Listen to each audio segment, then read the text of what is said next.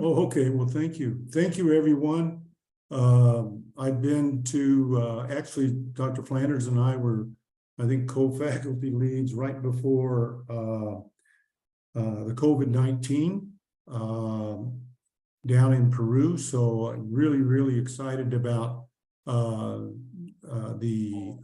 program this year. And thank you to all the faculty that have joined as well. So yeah, good luck to everyone. Hope you have good weather, and that the cloud of smoke doesn't extend all the way down to Peru. So. Thank you. Does anybody have any questions for Dr. Cunningham? If not, thank you very much for stopping in with us. Sabrina, do you have anything before we get rolling? No, nothing today. Okay. Dr. Shahid, do you want to go first since you're in the car? It would probably be easiest for you to get it over with in case we have a problem. Sure, not a problem. Are you able to pull up the presentation, Jody? I am going to try. I have a Mac, so Sabrina, you got this. Sabrina thinks that's my downfall.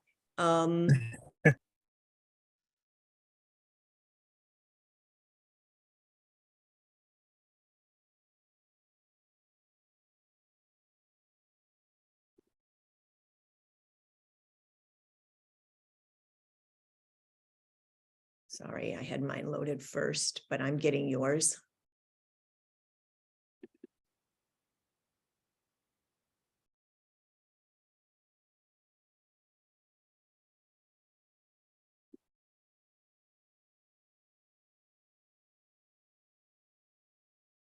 Can you see it? No, we don't see anything yet. Not yet. No.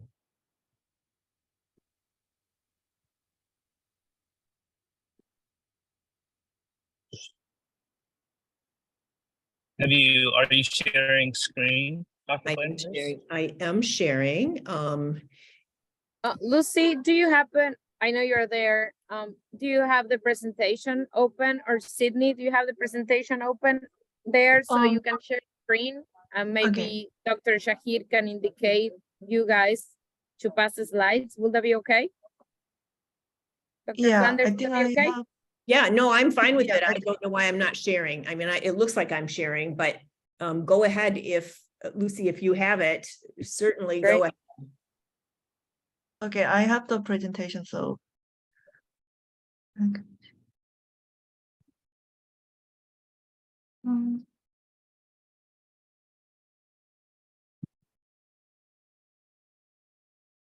1 second, Dr. Shahir. No problem. Take your time. Okay. Okay, Can if you you see can it? put full screen, Lucy, that would be Perfect. great.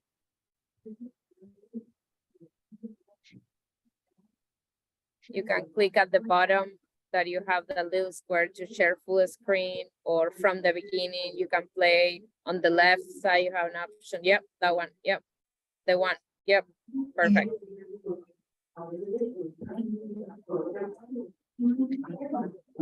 Okay. Perfect. And this Lucy, is appreciate it.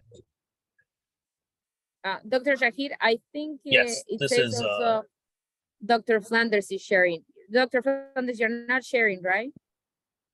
Just want to confirm. No. Okay, perfect. Okay, so you guys Lucy, Dr. Okay. Shahir, when next slide. Okay.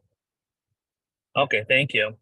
So I'll just start by introducing myself again. I think I met a couple of you briefly. My name is Dr. Arfan Shahed. I'm a family medicine physician. I'm the regional medical director for Get Well Urgent Care in the Metro Detroit area. But I've been working for the Institute of Global Health for almost a decade now, from a student when I was in your shoes to a resident, and now as an attending. I'm really excited to bring you guys to one of our more longer trips, which is the Peru trip. This will actually be my first trip attending the Peru trip, although I've helped with some stuff in the past. So I'm just as excited for you guys.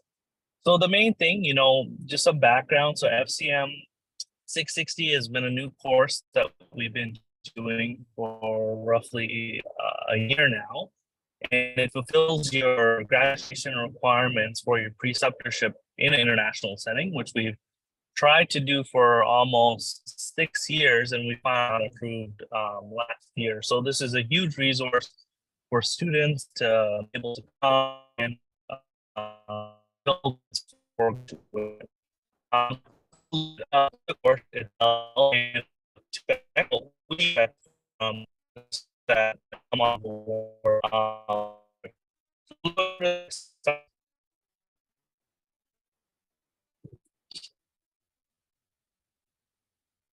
Be able to just press spacebar or the right arrow. Next slide.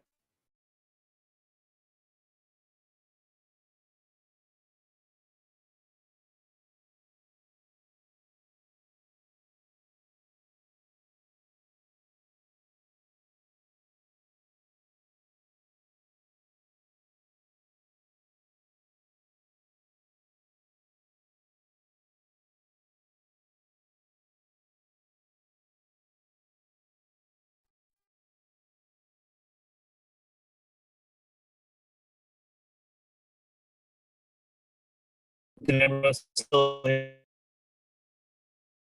Dr. Shahid, we're losing you. We hadn't heard the last 3 minutes of your conversation.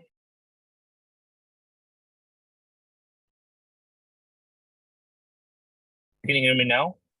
Now we can hear you, but we lost the last 3 minutes, so you might want to start this slide all over again. That's okay. No, I was just pretty much saying that, this is now a great opportunity to fulfill graduation requirements while also kind of having a global health experience. So this is an alternative course to FCM 650, which you do in Michigan, but it will fulfill all your requirements, also give you, a preliminary global health education, which we hope that the students we bring on these trips kind of continue to partake in some way or form in the future. And you can go to the next slide, Lucy. So it's a 1 credit hour course. This is a 2-week clinical rotation experience, but the goals are pretty much going to be the same. When you look at a person's health overall, majority of their healthcare needs come from a primary care setting. So that's pretty much the purpose of FCM, to really emphasize the importance of primary care in population health. And that's what majority of these patients when we work in these areas. But we want to see the students kind of deliver quality primary care, evidence-based primary care in these vulnerable community settings. You'll be able to practice your skills for data gathering, communication, your physical exams with patients, medical documentation, critical thinking for differential diagnosis, kind of working on your patient-physician relationship, and making ethical decisions in these resource poor communities. Next slide, please, Lucy. So the course requirements, there's a couple of things that really, really stand out. Of course, we expect the students to participate in the pre-departure orientation like you are now, and also all the orientation and structured education that Dr. Jody and ourselves organize in Peru. There'll be multiple MSU clinical preceptors. So you'll be working with us a lot one-on-one, and we'll be able to guide to help the patients and kind of refine their skills also. Each student is required to have 32 plus clinical, contact hours with the patients. And it's very crucial that you all look at the appropriate documents needed from D2L that need to be taken to Peru for us to sign off on in some way or form. A lot of the students brought, these documents on their iPads, or they shared an iPad, or they brought physical copies, but you'll have to make sure that the team will sign off on fall and diabetic needs assessments and your adult acute office note. These documents need to be uploaded into D2L on your own. And one thing just from doing this, over the past year and a half is, this is your responsibility as students to fulfill your courses. We're there to guide you to get to the requirements and help you make sure that you get everything you need. But it is your responsibility to make sure that these are signed off on. A lot of the docs coming, they have full-time jobs and they take their time out of the practice to come help the patients and do teaching. So once they leave Peru, it's not their responsibility to make sure your documentation is completed. That will be on you. So definitely look at that, take extra copies just to make sure that you get everything filled out. Typically during each day, there'll be, Dr. Jody will talk about this more in detail, but there'll be, daily, conversations about the patients and the debriefing. And then also we recommend filling out the course feedback survey, which we eventually give to the dean to make sure that this course has good reviews and that it continues to run in the future. So that is also very, very important. Next slide, please, Lucy. So some of the requirements, the main things that you need is to do the adult visit note. So you have to document appropriate history, physical exam, assessment, the appropriate treatment plan, and the template provided on D2L. And you have to document the diabetic foot exam and the falls risk assessment. There's other things that are important in the course, although it's not required to pass, but we want you to participate in doing common procedures or doing common laboratory work that we can do from an outpatient setting, whether we look at people's urine analysis, their A1C, if we give any IM injections, fixing musculoskeletal injuries with strapping or any type of wound care. Also, we emphasize, approaching patients where it's very important to look at these patients and see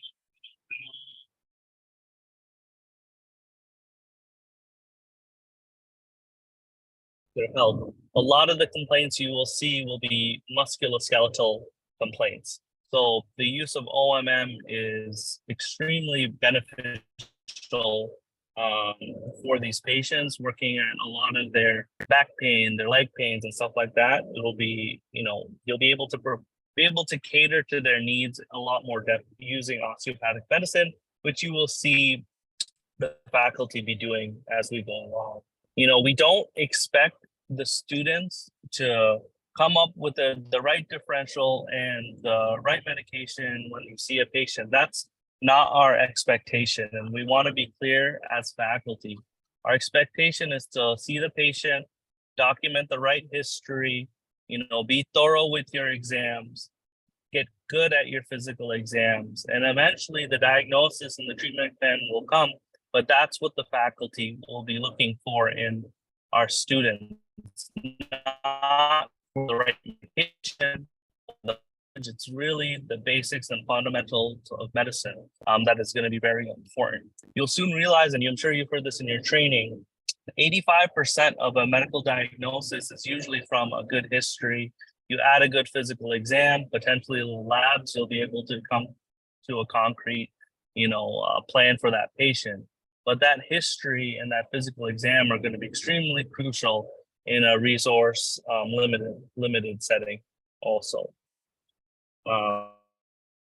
Next slide, Lucy, please. So when you're examining patients, you treat any patient you would treat in the United States or anywhere in the world is the exact same. Confidentiality is very important. It's extremely important, and in these settings, sometimes you see is an issue, not able to, isolate rooms all the time. It might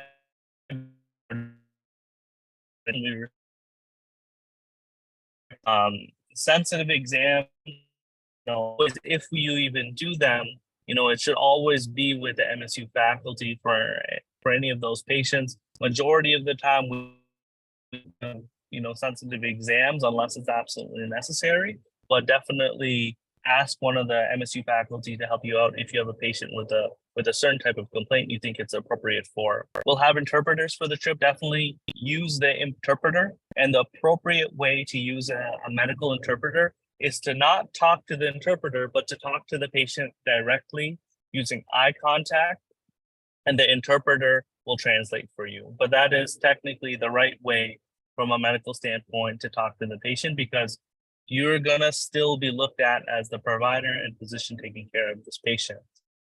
That leads to another point too. You guys are in, your first and second year of training, many of you. These patients will look to you as the physician. So, you do that service to the patients and they will treat you like the physician. They don't care that you'll be student doctors in training. They'll look at you as the people that is going to help them. So come in with that mindset when you start taking care of the patients. A lot of the patients that you will see, might not actually be sick and they just need a checkup, or, it's the counseling, the pat on the back, telling them that they're healthy, they're okay, giving them vitamins. That in itself is a healing process for these people that really have limited access to care, and that, what I would say is, as you have done this over years and years, that is just as important a lot of the time to develop that rapport and trust than sometimes prescribing a medication. But definitely there'll be challenges when you're getting history, especially if you are not fluent in Spanish. But take your time, be patient with the interpreters and the patients. But take your time and do a detailed history, because that'll help your learning and it will help with better patient care also. In terms of physical exams, I tell the students, always try to do a detailed physical exam at this stage in your training. Eventually, you can cater it specifically to a complaint, but when you're just starting out, do a full physical exam. The more and more you do, the better your skills will be in this setting. Another important too is make sure, especially with the interpreter, that the instructions are repeated to the patient so they know what to expect. It's not about just giving medications like I was saying. It's also about counseling the patients, which is just as important. Next slide, Lucy. So in summary, this is an alternative option. The FCM course is $650. You'll get a great global health education and introduction to the global health setting if you have not partaken in one before, but you will really see the importance of primary care in this setting. And these are sustainable sites that we go to. We come back, we see these patients, we have local partners. These patients have high expectations of us and our students, and we always try to meet them to take care of those community. I can't emphasize more, it's crucial to bring all the necessary documentation for FCM. So make sure you check your D2L site, turn off the forms or download them to your iPad, whatever works for you. But like I said, it is your responsibility to make sure that you pass this course. That's all I have. Any questions from any of the students for me?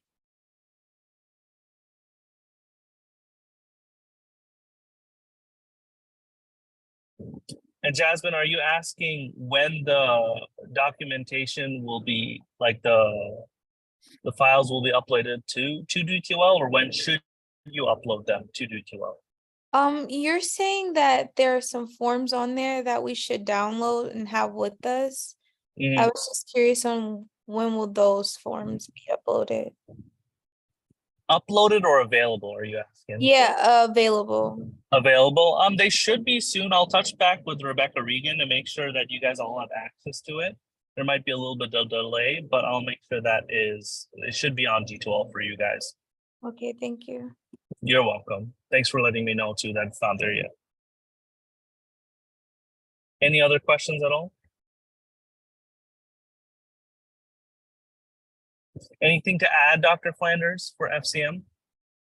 No, you did a really good job. And some of the things I was going to say are duplicates of what you said. So mine will be much shorter. I do want to remind everyone, Dr. Shedd made good mention of bringing your documents, and that I want to stress that we can't copy things there. So you need to bring enough copies for yourself. Occasionally, maybe in a Iquitos, you could go somewhere and get a copy or two, but it's not going to be something that you can come with 2 copies and think you're going to print them for each patient. There's no way to print anything there. The second thing is I want to remind you that you need to bring your equipment. I know I've said that 25 times, but it's really, really important that you have your stethoscopes and otoscopes and pen lights and pens and Sharpies and anything else that you want, that you will need, because there will be nothing there available. Blood pressure cuffs as well. And that's a great point, Dr. Flanders. And another thing too is I would advise people to label your equipment, because it will be crowded, it will be busy, a lot of people moving, helping patients and whatnot. So things do get lost or misplaced. So keep your equipment close, have as much as you can labeled, but the more you bring, the more beneficial it will be, instead of running around searching for something you could borrow from somebody else. That's a great point. And I forgot on the list when I gave you to add like a tuning fork for a neuro exam. So you might want, not everyone needs to bring everything, but those are small. And if you have your own, you're not doing any running around. And don't forget the fanny pack I was telling you about. That's critical to keep your stuff. This is a little different than some of the other trips that, if any of you have been on a medical outreach, we have a lot of physicians and providers. You will truly be one-on-one with someone, and you will have one translator, hopefully, that you're sharing with your physician. So we realize that you have not had a lot of clinical experience, and aside from having me or one of us standing right next to you, which you may perceive as anxiety producing, it is a lot less anxiety producing than trying to do something on your own and then running across the room to find someone 15 times per patient. I mean, we will be standing right there the whole time. So this is actually one of the lowest stress learning situations you will ever be in. And I promise you, and I can say from my personal experience and the other students I've mentored in the past, this is a trip, and Jody said this before too, the more you put into this trip, the more you'll get out of it. And I can 100% say participating in these trips made me better prepared for clinicals, made me a better physician today. And some of my physical exam skills and the way I think all stems from these type of learning environments. So we're really excited to have you, and there's no pressure in the situation. We'll take care of these people. They know we're coming. We've done this, a million times, and we just want you guys to have just as great of an experience that we have had in the past.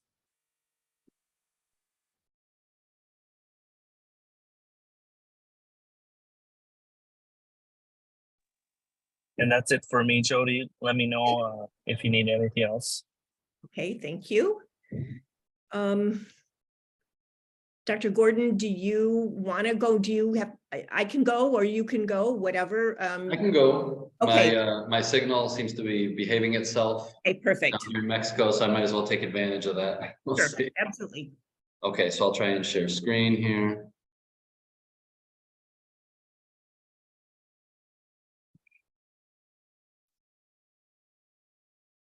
I trust we can see that. This here.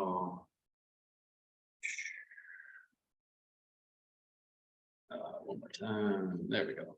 Okay, you guys see that okay? Yes. All righty, so hello everyone. Your friendly research coordinator here reporting.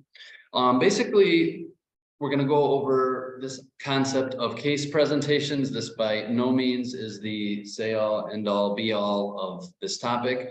This is an introduction to it to get you thinking about it, lure you into that web of, minor research that can really take you places, literally to conferences, things like that, a great learning experience. And just as Dr. Shahid and Dr. Flanders said, this will help enrich your experience. The more you put into this, the more you'll get out of it. This is a great way, even though, doing a poster competition, creating a case presentation, like, oh my God, there's always this thought with me, like, why did I do this? Oh, why do I take on so much? And then when it's all said and done, I'm like, I'm glad I went that extra mile. That really helped me out. And in ways that down the line, you will still be seeing as you apply for residencies and things like that. So let's get started. Now, first and foremost, recap on the teams, make sure I have everything correct. This is kind of the last time I'm going to be, modifying teams and whatever. We now have 18 student researchers here on the trip. That's the vast majority, definitely. We have Arya here helping us out as the student coordinator. Thank you very much for your help. You will all be her loyal subjects. No, I'm just kidding. But yes, thank you for the help. And this is a team effort, so everyone working together, be respectful of one another. Arya's job is to basically try and corral everyone, just make sure, you know, kind of be the liaison. You can all reach out to me directly, but certainly through her as well if you feel more comfortable that way. Or if there's an issue that multiple groups are having, or many people have a question, she can bring it to me, or individually, however you like. We're all here to help each other. So thank you ahead of time for that, Arya. And I literally went with the PowerPoint suggestions, the design, whatever for these. So they make no sense, but anyways, just to put something there and not make it so boring. For the anthropometric study, this is what we have here, Emma being the lead on that. Emily Ubens may be helping out a little bit as well, but officially will be on a different team. So since this is a bigger study, we may, you know, there is training involved, but we may be able to get some help from other people depending on the volume of subjects for this. COVID-19 mortality risk factors. We have Na heading that up, 3 people on the team. You guys can let me know by email if there's something wrong with this, but at this point, we're kind of closing this up. Biosensors, antimicrobial resistance. Arya will be heading this up, unless, again, if Arya, you don't feel comfortable leading a team and, you know, kind of being the overall research coordinator, certainly you can pass it to someone else. And then strep pneumo serotyping. Dana, they're helping us out, 3 people on that team. And then with OMM, which I will be helping out with and kind of leading, Emily will be leading from the student side of things. And we have 4 on the team there. So I'm excited about adding some numbers to this study. And basically, okay, so again, feel free to email you if something is inaccurate there. Otherwise, we're just going to go on to case studies, which obviously the first thing I think of is a bullseye and arrows shot into it. Not really. But basically, you know, this is where it's at. This is an awesome opportunity. You know, in this trip, you're going to one of the coolest places in the world. And like, yes, case studies can happen anywhere, but they usually don't happen in the Amazon. So you already have that going for you. You're already in a place where you're going to be seeing, likely, not always, it's interesting actually, and we'll talk about that, but more advanced pathologies than you would usually see in the United States by and large. And this is an opportunity, not just to that end, but in general, to kind of compete at a conference, explore medicine, enrich your learning and understanding, especially in the face of potentially more advanced pathologies or new pathologies that are not so common to us in the US, right? Vector-borne illnesses, things like that. And we've talked about a few of those with Dr. Briseño. You know, this is a chance for you. This is like one of those little nuggets where you're going to have rheumatoid arthritis, you're going to have dengue, you're going to have something sort of under your belt as like, I got that one lock solid. You know, this is an opportunity to know the ins and outs of a specific pathology and have a patient experience, which has emotions and all that other stuff tied into it. You know, so it'll actually mean something to you. This will continue to happen in your career, but this is a first shot at that. And it's a pretty cool experience. This always looks great for upcoming application processes, right? You creating a poster, competing, this is always good for your learning experience. So how do we start? Well, first of all, you got to be on the lookout for these pathologies for a patient, an interesting case, right? Like, I mean, everything's kind of new for you because you've maybe seen the theory, but you start to understand through your attending's view, right? Through their lens, when they say, wow, this is really cool, or, oh my gosh, I've never seen an Eshar that big or that advanced, or, you know, look at this diabetic foot. These are interesting things, and they will kind of be your guide on that and sort of give you an idea as to if something is worth reporting. Like, this is something cool, this is interesting.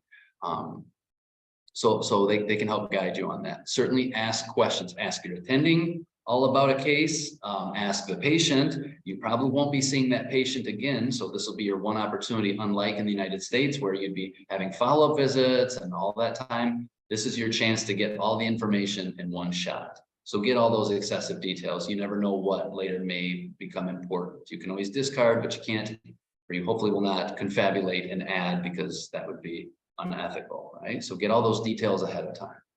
So find your case, that's the deal. And everyone should be on the lookout for one. Maybe you don't end up doing a poster for it, but at least you took the time to get to have that option. Now, speaking of ethics, remember please that this is a privilege to study our patients. We're not going to be abusing this. If we see any sign of this, we're going to have zero tolerance for it, it's going to be a big deal, right? And what does that look like? You know, a lack of confidentiality. I mean, certainly you can talk about the case, and we expect you to, we hope you do, and with respect, right? Because a cool case to us is also a serious pathology for that person, and not necessarily a good day for them. You need to inform your patients of your intentions. You need their permission, okay? Now, I put the written versus verbal on the wrong one there. This is something where I think it would be ideal to get a written permission for it. Though verbal, a full verbal understanding is fine as long as we are always protecting the confidentiality. And that is the most important, right? As long as their name is not used, sometimes you can use initials, things like that. Most likely people in the United States at your poster competition conference, wherever you are not going to know personally someone in Iquitos, Peru, but you never know. Either way, we always protect that confidentiality. And also ethically, it is important to, you know, you have to usually enter these competitions with an attending as sort of a supervisor, a mentor in this. So please advise, or, you know, please let them know that they're going to be involved in this with you, and ask for their help. And this is a good way, you know, because they're going to know things that you won't, and kind of, you know, how to work through the process. And it's good for them as well, because it's also something that they've helped in, and their name also gets recognized. Now, in preparing the poster, please start early. Don't do like I always did. Do as I say and not as I did. Start early, break it up into chunks. Okay, I'm gonna do my lit search here. I'm gonna, you know, work on my differential here. I'm gonna kind of get all the words. I'm gonna write it out and create like a schematic idea. I'm gonna be brainstorming about the pictures I want on there, how I want it to look. I'm gonna type this stuff up in a Word document, you know, just break it up into pieces so that you're not studying for a final and doing your poster and you have this conference in 3 days. You know, that gets very tedious. Do your homework on it. Do some research. They're going to know you know, the chances are the people grading your poster, judging it, are going to know a thing or two about the pathology you're talking about, or at least they want to know if you know the things they don't know, right? Either way, they will discover if you don't know much about it. So do your homework. Again, like I say, it's a chance to become an expert on the topic. You know, consider that differential, right? What is your differential for dengue? What are other febrile illnesses with a rash? A post-viral exanthem, could this be? What other things do we have? So, and you want to say, and this was this because, blah, blah, blah. And if you mention quickly other pathologies and why it is not those, or maybe go through your thought process in coming to the conclusion of what the patient had, because you may not have, this may have to be more of a clinical diagnosis. We don't have the aid of MRIs and many other diagnostic tools that we do in the United States, serum studies, etc.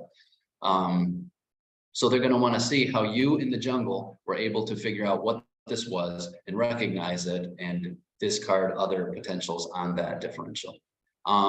You need to be brief, succinct, and straightforward. Less is more on these things. Do not crowd with words. Do not over talk, you know. Kind of keep it straight and to the point. They're going to want to see that. And certainly it's a balance. You don't want to do too little either, because it's going to look like you don't know your stuff.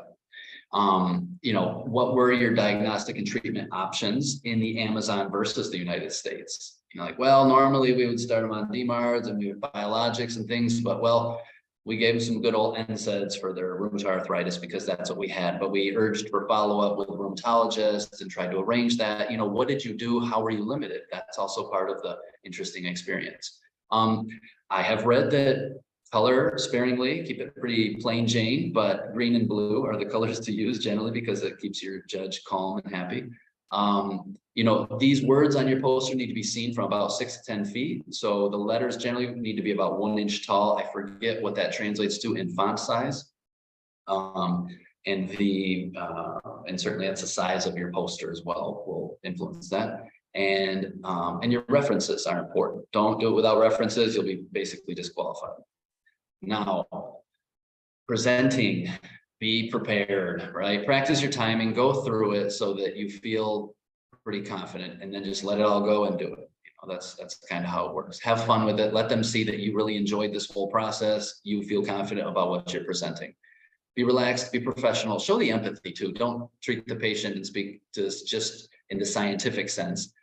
Speak from the heart a little bit. Let them know how this was so impactful for you, how this really stirred your emotions maybe, or made you changed your perspective in medicine, and how now going forward as a future physician, you're going to look at things a little bit different, right? That's very important. And that'll kind of bring that full circle for them. Like, wow, they really did their homework. They did the science. They were really involved as a true osteopathic physician, you know, the power of touch, body, mind, spirit. They want to see those elements. All physicians should, you know, display those. Show off what you know. This is your time to shine. You probably know this pathology at this point better than your judge, you know, because you've been studying it, looking at it so much. So show it off. And this is the most important. What's kind of the big picture here? You know, is this, turns out we have this in the US as well. And we saw it down there, but it was different because of this. You know, this gives new insight on, you know, malaria, because we have in Florida, but down there they use this treatment, or they have this type of general herd immunity to it, you know, whatever. And, you know, or this is a totally unique case because of these reasons. What is so cool about this in general? What is the big picture? If you stay close to that, you'll do well, because that's what they want to see. What makes your poster cooler than the other ones? Come on. And then this is pretty much, again, you can look back over this. I'm not going to read the whole thing, but this is kind of an idea of how you were oftentimes judged. This is not how they all go, but I found it to be pretty, you know, quite valid. You know, your intro, how does that go? Is it unique, etc.? Your case summary, how well do you talk about this clinical course, the signs and symptoms, maybe a differential, you know, the treatments provided, rationale. That's your meat and potatoes, kind of the whole thing of how it went, right? The introduction is, why do we care about this? Why is this important? How many people worldwide are affected? Is this a new emerging disease? Is this something that we thought was done, but it turns out it's not? You know, and then the case summary, how did the case specifically go one-on-one? And then the discussion is, what did you learn? You know, why did you report this? What other things, you know, could it have been? What do we need to look at? What do we learn from this moving forward? And then, you know, as an osteopathic physician or family physician, you know, what is the relevance here? And then obviously they're going to look at your actual way of presenting as well. Here's an example of a pretty decent, this is basic. It's got a few pictures. It's got some green. It's not overly done. I can, you know, it's not even in English, but I mean, this is just, I want you to see kind of how it generally works. Not too many words, nothing that's scary. It needs to have a few visuals, most certainly, to entertain them as well. And then here's kind of one that you don't want to do. This is way too much. And I look at that and it gives me a headache. I get a little anxious immediately. I mean, when we're talking subconscious here, this is like, get me away from this poster, and they're going to be annoyed by it, and it's probably not going to go far. I was always kind of the king of case studies back in, well, some in med school and then in residency. It really helped me out. This is one that I did. Bordering on too many words, but there was a lot of information in this. And so I kind of, you know, I had this big centerpiece thing where it's like, here's, you know, something's going to draw their attention as well. Like somebody who walks by is like, dang, I wish I was judging that poster. You know, something that's going to catch their eye, certainly. A quote can be nice. You know, just something to catch the eye. Again, it was pretty basic in colors. And here's another, this is something I did in residency as well. And this was, I won on both of them. I got first on both of these actually. And this one is cool. This is another little overlooked trick. You see how in the background, this was a GI case. And so there's this whole GI track, you know, in the background there. So you can kind of work on their brain at different levels. You know, there's obvious pictures and then there's the background pictures as well, without distracting from the words. So just a few ideas, things that have worked for me. And I'm, you know, witness that these things can work, and you can even win sometimes. And that's all I got. Thank you for your time. Dr. Flanders, if you got anything else to add, I'm sure there's, like I say, there's tons more probably, but that's what I felt was pertinent. That was great. Thank you. And just a couple of things to add. Thank you for doing the ethics part, and respect is critical. And that holds not just for the patient, but for your attendings that are there. Everyone is there by their choice. Most everyone is paying, just like you're paying to be there. It is also important that you have a great deal of respect for each other. Each of us know things that no one else knows, but we all feel like we know the least. And that we tend to feel very intimidated by. So make sure that we are all very respectful of each other while we're there, not just with regards to grabbing a good case. Sometimes it'll almost be a battle, but there's no rule that says that 3 of you can't enter the same case. So things don't have to be solo. They can really be in a group. I did want to point out that there are multiple opportunities coming up in the next year. If you do find a case or a small research project that you want to proceed with, and sometimes the issue when you're just starting out with this, you aren't aware of what the options are, and you might get an email, or you might see a flyer, but never is there a list. A couple of things I just want you to be aware of: the Michigan Osteopathic Family Physicians have their conference every January, and we do cases there. You know, MOA has theirs in the spring, and now Michigan State had that one in the spring this year, which I'm assuming they'll do again. There's a couple of out-of-state conferences where you can apply. OMED, of course, this year it's in Orlando. That's always in October. And then there's one I don't know if any of you would have heard of, or even if any of the faculty have, but I go to it every year. It's called Global Missions Health Conference. It's always in Louisville, Kentucky, and it's in November. And they are just, the last 2 years I've gone, they just started doing posters. So it's pretty easy to get a poster accepted then. And then it's also considered a national conference. So I can give you those names when we're there in Peru, if you're interested in any further follow-up with that. Thank you, Dr. Gordon. Thank you. Maybe if you want to put, I'll put 1 or 2 in, but so like type in so they have it kind of written down and can take a picture, a screenshot or something. You definitely have a lot of confidence in my computer skills. Or you'd be surprised all the things I don't know about Zoom after 3 years, but or I can put them in.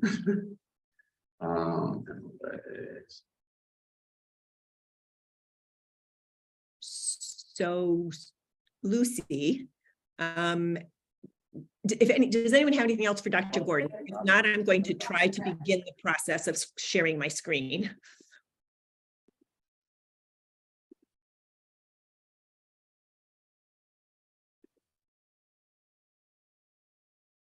Okay, so I'm seeing it, and I'm assuming none of you are, because no one's responding.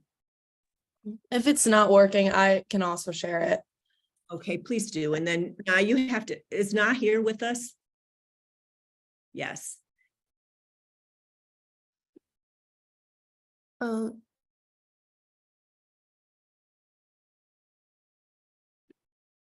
Okay, is anyone seeing it? Yep. Okay, so Lucy, I will tell you when to flip because I'm not controlling it, correct? I'm not Yes. controlling either. The Sydney control it.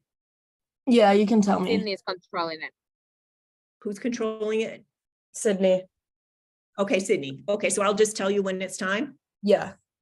Okay, so we're going to talk a little bit about OST 687, and that is the next slide, international elective.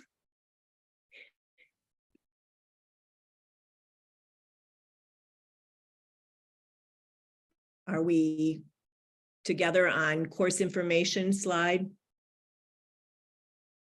Yes, So you are there. Okay, great. Great. So first of all, this is clinical immersion. It is completely patient-based. It ties in very well with FCM 660, but it has a different flair. It is all patient-based, but not exclusively based on clinical component, physical exam, that type of thing. It's a 3-credit-hour course over the 2 weeks. You will be involved in this throughout the whole 2 weeks, but quite frankly, the first week when we're in Iquitos, you will be really concentrating on your research and your 660 course. We will still have work to do each day with regards to this, but it will be much more intense at the second half of the elective. You will be supervised by MSU faculty, licensed physicians, as well as Peruvian physicians and volunteers. The goals of this course are to increase your knowledge of the Peruvian healthcare system and underserved healthcare systems in general.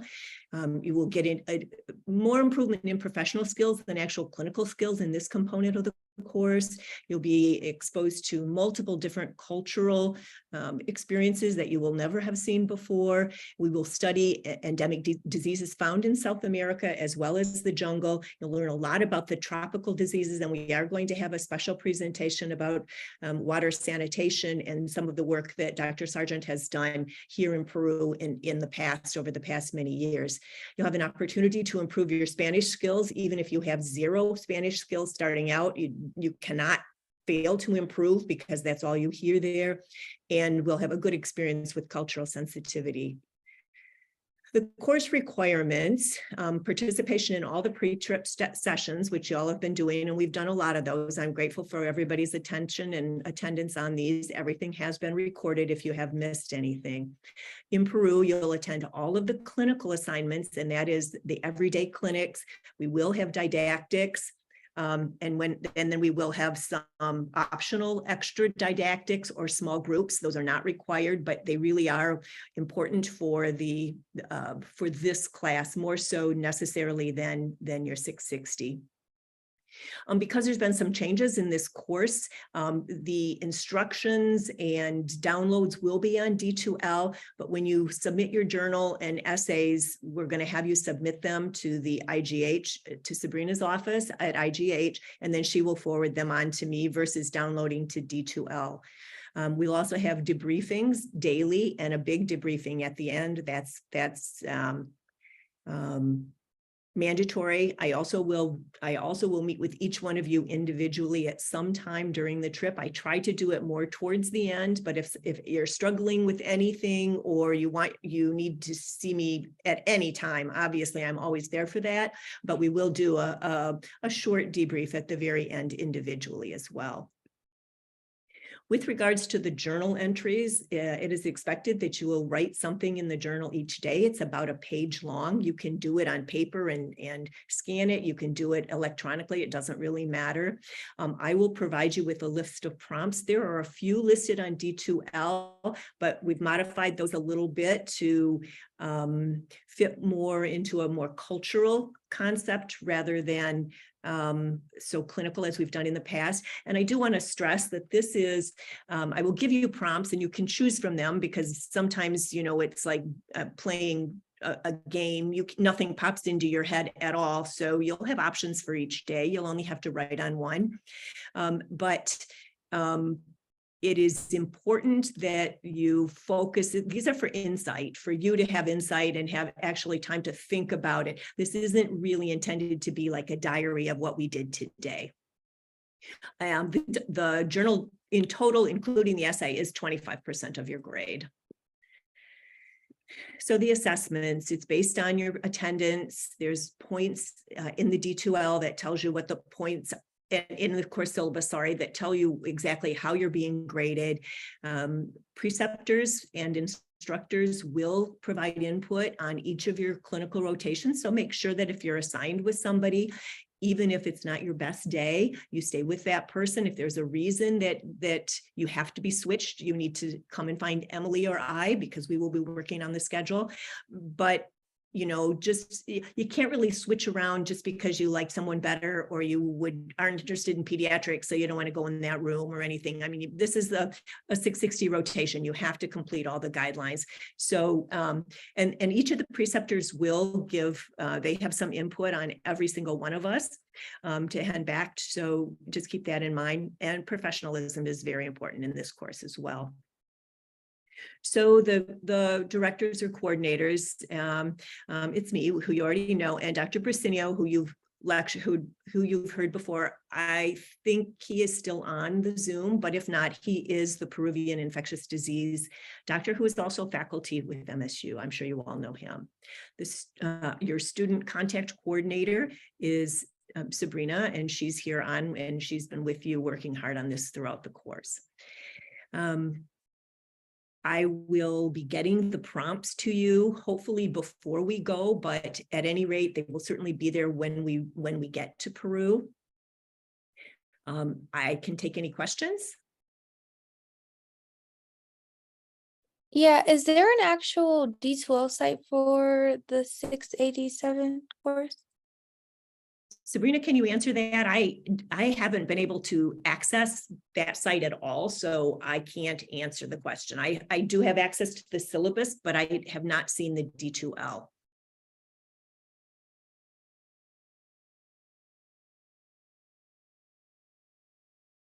Maybe she's not still with us. You asked me something, Dr. Flanders. I lost Yes. connectivity every now and then. Sorry. Um, What do you one- say? Someone was asking if there is an actual, if this course is actually even listed on D2L, and I couldn't answer that. The syllabus makes reference to, looking at the D2L site and making sure everything is posted.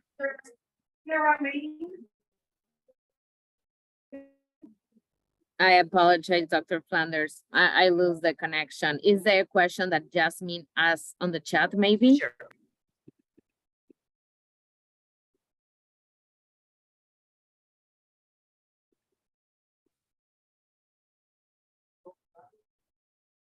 I apologize, Dr. Flanders. I cannot hear you. I'm not talking, I'm typing for you. Okay. Yeah.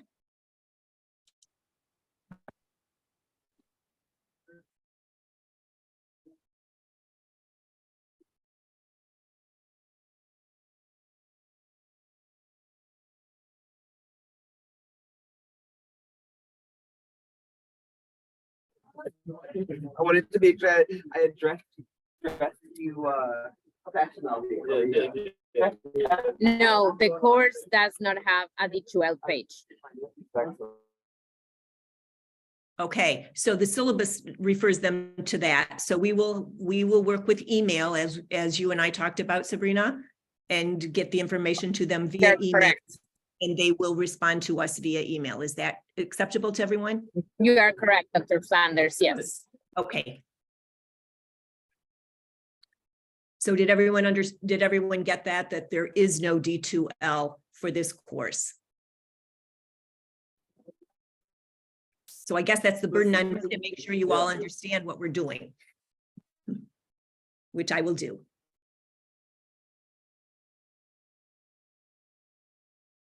Anyone have anything else? Any questions for any of us or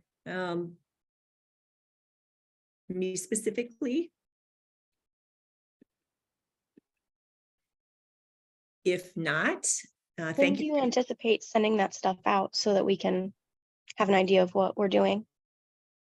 Sending out the prompts. I don't know, the prompts, the syllabus, whatever information that we need to have Sure. to have an idea of what we're doing, Sabrina, is the syllabus not posted for them?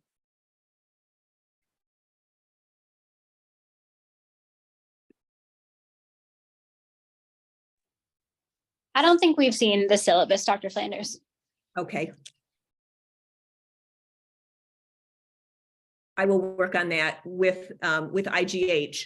I'm not sure what their usual protocol. I'm brand new at doing this with you guys. So I will work with Dr. Cunningham and Sabrina and get the syllabus out to you as soon as possible. That is complete, so that won't be a problem. The prompts I'm not quite finished with, but those you don't need before you go anyway.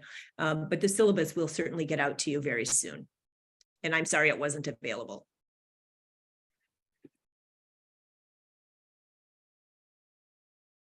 Anyone have anything else?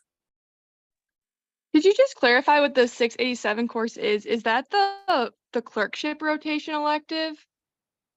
It is. I'm going to post it for you right now.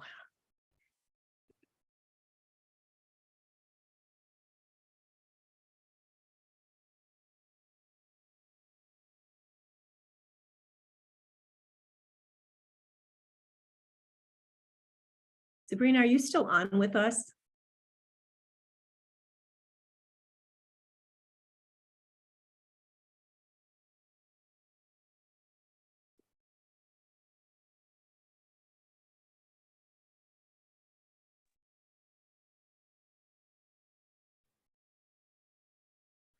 Anyway, I'm not finding it, but I'll get it to you. It is It is the international elective working on cultural sensitivity, cultural learning. It is not the clerkship. The clerkship is the 660.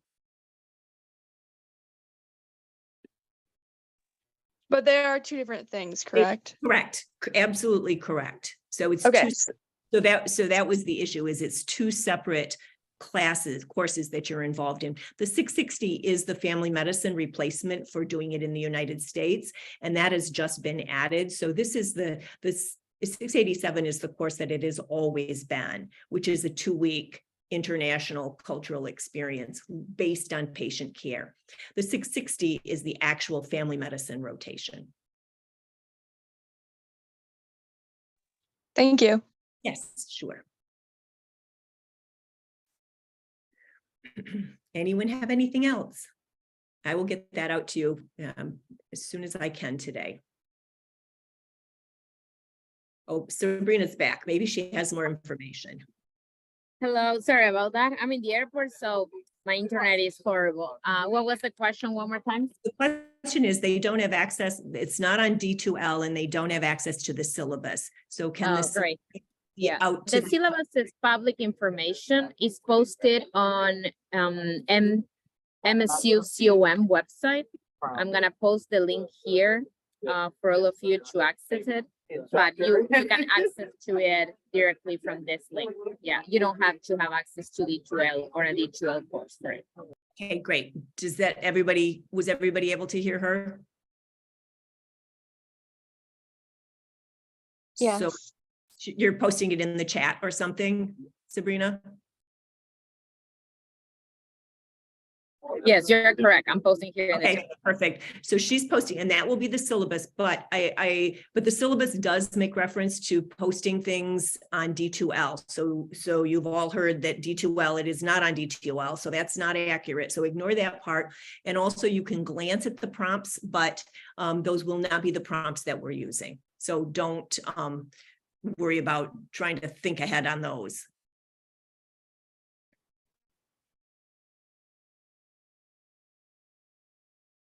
Okay, good. Thank you for that, Sabrina.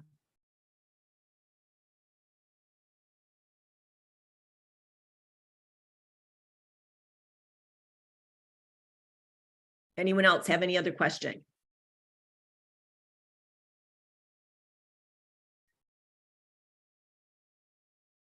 If not, thank you very much for your time and have a good holiday weekend. Thank you, Dr. Flanders.